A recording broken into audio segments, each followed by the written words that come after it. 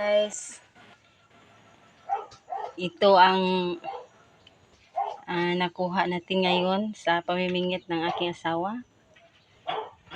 Oh, yan. 2 oras lang siyang nasa dagat. Ito ang nahuli niya. Mga 1 kilo. Salamat sa Panginoon. Thank you, Lord.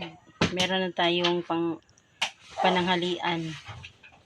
Masarap ito sa tinola. Oo, marami. So, may malaking isda ito Ito Okay. Lupit daw tawag nito. Malulupit. Malulupit daw yan. Ito. Hindi ko alam kung ano yan. Ito, may isda ito. Taas. Yan. Labayan. Labadyan. Yan. Mayroon pang ito. Katambak. May alimasag. So, salamat Lord. Salamat.